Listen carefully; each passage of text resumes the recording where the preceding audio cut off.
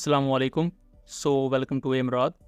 पाकिस्तान के air vice marshal Shahryar Khan ने एक ऑफिशियल वार्निंग दी है इंडियन एयरफोर्स को कि अगर लास्ट टाइम 6-0 का स्कोर था इंडिया और पाकिस्तान के दरमियान, तो अगली दफ़ा ये स्कोर 60-0 पर जा सकता है। यानी कि वो इनडायरेक्टली ये कह रहे हैं कि अगली दफ़ा जितने भी एयरक्राफ्ट एयरबोर्न हो गए इंडिया के, वो तमाम के तमाम पाकिस्तान की हिट लिस्ट पर होंगे। इंशाल्लाह अगली बार स्कोर 6-0 तक महदूद नहीं रहेगा, बल्कि अल्लाह की मदद से 60-0 होगा। लेकिन इसके साथ साथ इसके काउंटर में भी बहुत से आर्गूमेंट्स हैं इंडियन साइड पर जो क्लेम किए जा रहे हैं, खासतौर पर इंडिया की करंट मिसाइल डॉक्ट्राइन को लेकर, और वो पाकिस्तान के लिए एक इशू क्रिएट करेगी even though air to air combat के लिए भी। हम उसको डिटेल से डिस्कस करेंगे और इसमें आपको कुछ टेक्निकल आस्पेक्ट भी बताएंगे कि क्या जो पाकिस्तानी एयर वाइस मार्शल ने बात कही है ये सही है या नहीं। दोस्तों, 6 सितंबर के मौका पर रिसालपुर एकेडमी में एक तकरीर करते हुए पाकिस्तान के एयर वाइस मार्शल ने कहा कि लास्ट टाइम हमने इंडिया के 6 एयरक्राफ्ट शॉट डाउन किए, अगली दफ़ा हम 60 करेंगे। यानी कि उन्होंने एक तादाद बताई कि अगली दफ़ा हम 6 से ज़्यादा ही शॉट डाउन करेंगे। इस रिसेंट कॉन्फ्लिक्ट में इंडिया के 72 जहाज़ एयरबोर्न थे, जिनमें से 20 एयरक्राफ्ट पाकिस्तान ने लॉक किए, उनमें से 6 पर मिसाइल्स फायर किए गए, और 7वां एक अनमैन्ड एरियल सिस्टम था। टोटल इंडिया के 7 एयरक्राफ्ट शॉट डाउन हुए, लेकिन 6 फाइटर जेट हैं और एक अनमैन्ड एरियल सिस्टम। इस पर इंडियन साइड से भी अब रिएक्शन आ रहा है कि किस तरह हमारे एयरक्राफ्ट शॉट डाउन कर देंगे, हमारे पाकिस्तान एयरक्राफ्ट शॉट डाउन कर ही नहीं सकता। अगेन वही डिनाइल मोड कि हमारा तो कोई नुकसान हुआ ही नहीं। इवन दो कि फ्रेंच डसॉल्ट एविएशन के CEO भी 3 एयरक्राफ्ट कंफर्म करते हैं, एक SU-30, एक रशियन MiG-29 और एक उनका फ्रेंच राफेल, और 2 रशियन एयरक्राफ्ट उन्होंने इस वजह से बताए ताकि जस्टिफिकेशन दे सकें कि अगर 2 रूस के एयरक्राफ्ट गिर गए तो फिर हमारा भी तो एक फ्रेंच गिर ही गया। लेकिन लेटर ऑन वॉशिंगटन पोस्ट ने यह भी कंफर्म किया कि फ्रेंच मेड मिराज 2000 भी पोंगपुर के एरिया में गिरा है। पाकिस्तान एयरफोर्स की तरफ से इस दफ़ा बहुत क्लियर इंडिकेशन है कि अगली दफ़ा अगर जितने भी एयरक्राफ्ट लॉक किए जाएंगे वो सब के सब मिसाइल्स के निशाने पर आएंगे। और इस वक्त भी इंडो पाक के रीजन में फर्स्ट शूट कैपेबिलिटी पाकिस्तान ही रिटेन करता है। फर्स्ट शूट कैपेबिलिटी ये है कि मेरे पास लॉन्ग रेंज और ज़्यादा प्रिसाइज और ज़्यादा एडवांस्ड BBR मिसाइल है। मैं आपको पहले देख लूँगा और आप पर पहले ही मिसाइल फायर कर सकता हूँ। अब ऐसे ऑपरेशन में क्या होता है कि इस दफ़ा जैसे पाकिस्तान के पास फर्स्ट लुक कैपेबिलिटी मौजूद है, तो पाकिस्तानी जेट एजेंसीज ने पहले PL-15 फायर किए।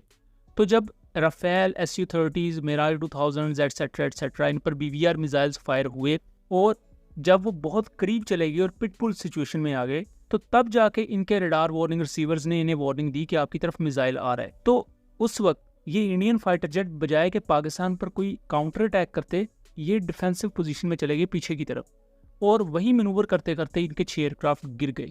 खुद राफेल एयरक्राफ्ट की जो कॉकपिट ऑडियो है वो भी इस चीज़ को कंफर्म कर रही है कि प्रॉपर फॉर्मेशन थी। और ये जो ऑडियो है ये बाय द वे दूसरे राफेल एयरक्राफ्ट की है जो कश्मीर में गिरा है। जो बठिंडा में इंडियन पंजाब में राफेल गिरा है उसका मलबा हमारे सामने है। And I have a audio from a Rafale formation that I will share. The call sign is Godzilla. As soon as those animals are extinct, so this one also got extinct. Please play.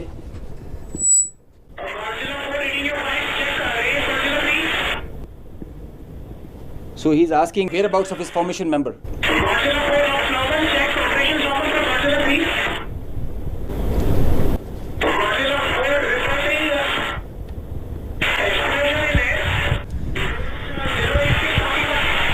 So the formation knows, his leader knows that his number, one of his flight member is not there.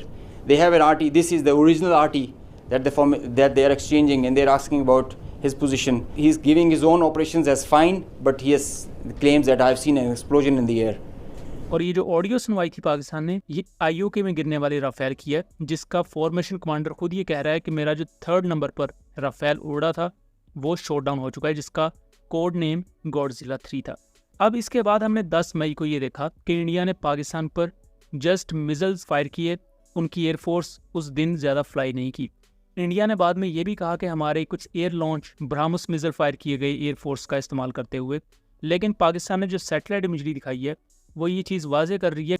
उस दिन India ने जितने BrahMos fire किए वो सारे ground से launch किए गए, सिर्फ स्कैल्प और इसके साथ साथ रैम्पेज मिसाइल था जिसको बॉर्डर से बहुत दूर रहते हुए उन्होंने फायर किया और उसी वक्त उनके एयरक्राफ्ट वापस चले गए। जबकि ग्राउंड स्टेशन पर मौजूद C4SI सेंटर्स होते हैं या कमांड सेंटर्स होते हैं, उन्होंने इन मिसाइल्स को गाइड किया।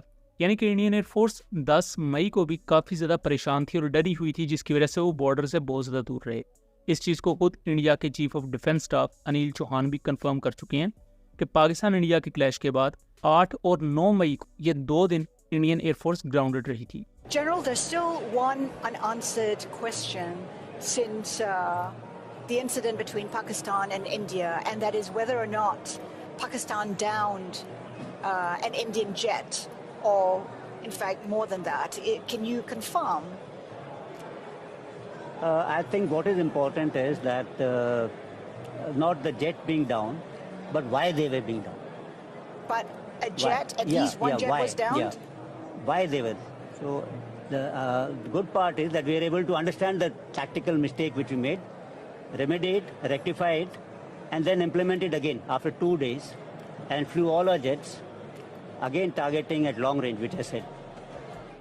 10 मई को टैक्टिक्स चेंज की गई, यानी कि अपना जो टोटल शिफ्ट था वो मिसाइल्स की तरफ या स्टैंड ऑफ वेपन्स की तरफ किया गया फ्यूचर में भी। और इंडिया ऐसी फाइटर जेट्स पर काम करेगा क्योंकि उन्हें पता है कि BVR फाइट में या इवन एयरफोर्स टू एयरफोर्स वो पाकिस्तान से नहीं जीत सकते। जीतना दूर की बात, वो काउंटर भी नहीं सही तरह कर सकते।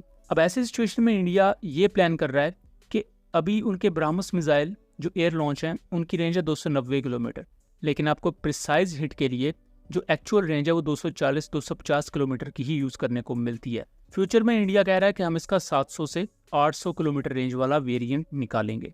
अब जब ऐसी सिचुएशन बनेगी तो पाकिस्तान एयरफोर्स के पास यही एक चारा रह जाएगा कि इंडिया के इंटरनल एरियाज में जाके, यानी कि जैसे ही इंडियन एयरक्राफ्ट टेक ऑफ करें वेपन्स कैरी करते हुए, तो उसी वक्त फिर इंडिया का बॉर्डर क्रॉस करके, ताकि आपको BVR मिसाइल की और मजीद रेंज मिल सके, क्योंकि आप आगे तक पेनिट्रेट कर चुके होंगे, वहाँ से BVR मिसाइल्स फायर किए जाएं। क्योंकि अगर with in your own territory रहते हुए आप मिसाइल फायर करने की कोशिश करेंगे तो उससे पहले ही इंडिया अपने air to ground missiles Pakistani targets पर फायर करेगा, जिससे जाहिर बात है आप कुछ मिसाइल्स को इंटरसेप्ट करेंगे, लेकिन तमाम को इंटरसेप्ट नहीं किया जा सकता, ये प्रूवन चीज़ है। तो उससे पाकिस्तानी साइड पर भी नुकसानात होंगे। सेम यही केस पाकिस्तानी साइड पर भी है कि अगर Pakistani fighter jets smart weapons fire करते हैं, क्रूज मिसाइल्स फायर करते हैं, तो वो भी इंडिया नहीं रोक पाएगा। तो ये missile doctrine mutually assured destruction है कि दोनों कंट्रीज पर अच्छा खासा नुकसान होगा। अब ये एक अहम चीज़ है कि हमें जंग की बिल्कुल तमन्ना नहीं करनी चाहिए, और ये चीज़ इंडियन एयरफोर्स भी समझती है, जिसकी वजह से वो आजकल ठंडे हैं काफ़ी। लेकिन पाकिस्तान को यहाँ PL-15 के बाद अपने फास्ट 2 पर काम करने की ज़रूरत है, बिकॉज फास्ट 2 को अगर आप 180 किलोमीटर की रेंज पर भी डेवलप कर लेते हैं तो आपके पास एक गेटवे खुल जाएगा कि फ्यूचर में आप उसका 250 या 300 किलोमीटर रेंज वाला वेरिएंट बना सकते हैं। लेकिन उससे पहले इनिशियल स्टेज वेरिएंट बनाना होगा जिसकी रेंज 180 किलोमीटर स्टेट की गई है। और इसके साथ साथ फ्यूचर में आपके पास PL-17 आ रहा है, और PL-17 में भी बहुत से ऐसे आपको फीचर्स मिल जाएंगे। आइसा रेडार बेस्ड सीकर जिसे जैम नहीं किया जा सकता। ये 100% कन्फर्म नहीं है कि ये सिर्फ टैंकर एयरक्राफ्ट या बड़े एयरक्राफ्ट के खिलाफ ही फायर किया जा सकता है। ये भी शायद PL-15 की तरह ही निकले कि शुरू में सब ये समझ रहे थे कि PL-15 सिर्फ नॉन मैन्यूवरेबल एयरक्राफ्ट के खिलाफ ही कारगर होगा, बट जब इसे बैटलफील्ड में यूज़ किया गया तो इसने फाइटर एयरक्राफ्ट जो कि बहुत ज़्यादा मैन्यूवरेबल होते हैं वो भी शॉट डाउन कर दिए। तो PL-17 जिसकी रेंज 300 किलोमीटर से ज़्यादा ही है, उसे भी अभी हमने एंटिसिपेट करना है कि वो किस किस्म की कैपेबिलिटीज़ लेकर आएगा, क्योंकि अगर PL-17 वो कैपेबिलिटीज़ पाकिस्तान एयरफोर्स को देता है जो अभी तक एक्सपेक्ट कर रहे हैं, तो इंडियन एयरफोर्स के लिए पाकिस्तानी बॉर्डर के 300-400 किलोमीटर करीब आना भी बहुत बड़ी मुश्किल बन जाएगा। अभी तो वो डरते हुए 200 किलोमीटर करीब नहीं आ रहे, बट उसके बाद ये मज़ीद पीछे की तरफ पुश होंगे। और एयरफोर्स को यहाँ सबसे बड़ी सपोर्ट होगी पाकिस्तान की रॉकेट फोर्स की, तो इनका कम्बिनेशन भी देखना काफ़ी ज़्यादा बेहतर होगा। तो बात कहने का मकसद ये है कि ये जो 2 सर्विसेज हैं ये पाकिस्तान के अपनी दिफा के लिए और अपनी डेटरेंस के लिए है। और आज जिस तरह जंगें हो रही हैं गज़ा में, अनफॉर्चुनेटली जो सिचुएशन है दूसरे मुस्लिम कंट्रीज़ में, वहाँ ये चीज़ वाज़ेह हो चुकी है कि अगर आपके मुल्क की डेटरेंस नहीं है और पाकिस्तान ने अगर 7 मई को ये 6 एयरक्राफ्ट शॉट डाउन ना किए होते तो वो जो 72 एयरक्राफ्ट एयरबोर्न थे उन सब ने मिसाइल्स फायर करने थे पाकिस्तान पर, और कितनी तबाही होनी थी वो मुझे बताने की ज़रूरत नहीं है। सो दोस्तों, ये था एक एनालिसिस। उम्मीद करता हूँ चीज़ें क्लियर रही होंगी। वीडियो पसंद आई हो तो इसे ज़्यादा से ज़्यादा शेयर कीजिएगा ताकि इस तरह की मज़ीद इन्फॉर्मेटिव वीडियोस हम आपके लिए लेकर आ सकें। मिलेंगे अगली वीडियो में, तब तक के लिए अल्लाह हाफिज़।